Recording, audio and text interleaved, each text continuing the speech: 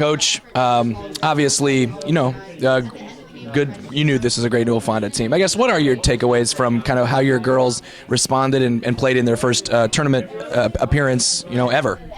Well, I don't think that the girls ever at any point let the moment get too big. I think the Newell-Fonda team's really, they're just really, really good, and they do what we try to do. They just do it a lot better with a lot more confidence because they've done it before.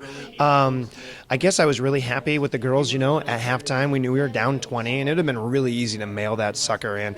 And they looked at me, and I said, thanks for humoring me right there when I was like, it's all right, it's only 22 or 25. We can do it. And you could have, if you shut them out for a quarter, but odds are it wasn't happening. But you never saw, the effort part go down. That part was there, and I guess more than anything, I was just really, really pleased with their ability to stay committed to each other and continuing to play for each other.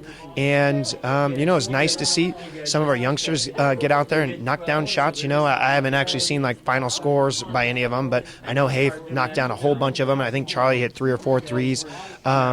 So that was pretty cool just to kind of see him get out there and go. I know. I think they do this to a lot of teams where they get in that second quarter and maybe the depth starts to wear on people. Do you think that's what happened, or what did you see? Well, I think what happened more than anything was we got sped up. I don't know if it was a conditioning deal. It probably could have been. I don't know if the girls wanted to run a whole bunch more lines or not on that part, But, what ended up happening was we never actually got to score against the press. We'd break it. We had a little run there where we consistently broke it, but we didn't score. And if you don't score on it, you don't break their confidence. And so if we don't break Newell's confidence, well, they're just going to keep going and doing their thing. So our job is to disrupt their confidence. We just didn't score on it. So that was the part of it. And then we talked about it, early, I think they shot 50% from 3 in the first half. That's pretty tough to, they start 6 out of 12. That's a tough run on our end.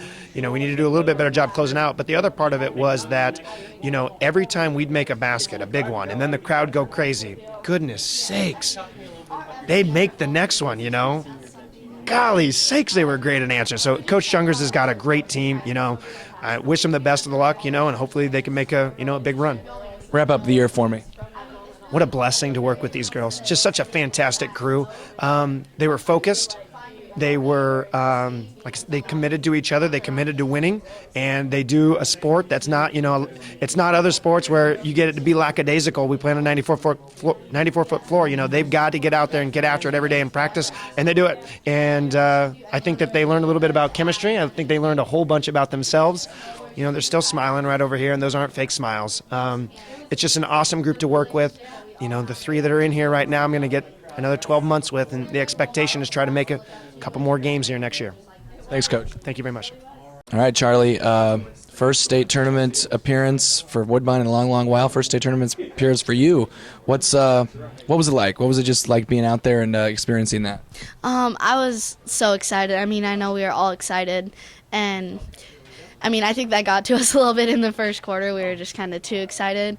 But, it's an experience that I wouldn't give up for the world.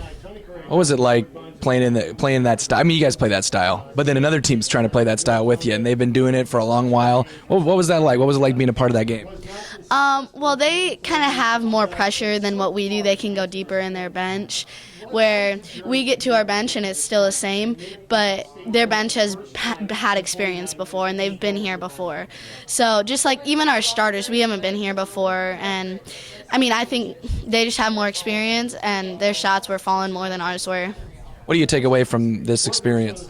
Well, we're obviously looking to get back here again next year. That's just going to be the goal. We're going to have that target on our backs in the RVC. That's just what it's going to be. But the expectation is to get here every year and to just build on what we have every year. Well, congratulations on a great year. Thank you. Nicole Hafer, she was pretty on fire here today, Nicole. Really strong performance. But first of all, just kind of, what was this like to get here with these girls, with your teammates, with coaches, and then the whole community, really? What was that like? I couldn't ask for a better experience here. The people here, my teammates, constantly supporting each other, throughout the year. And the coaches were so genuinely happy for us and for us to be here. It's just a truly amazing experience, and I couldn't ask for anything better. Of course, we wanted to move on. Everyone does, but the cards weren't played right for us tonight. For you didn't seem to be bothered by the big arena. Like I said, you were on fire there for most of the game. What was going well for you? I just kind of put myself in the mindset. I mean, it's the same as every other game. It's obviously a bigger atmosphere, but I just try to tell myself, hey, I'm playing in a high school gym right now. It's the same thing. I just tried to play it as it was a normal game. What do you think this will do? Just as experience, kind of battling with one of the great programs. What will this do for you? Maybe not even just basketball, maybe as a whole, as you guys move on into other sports as well.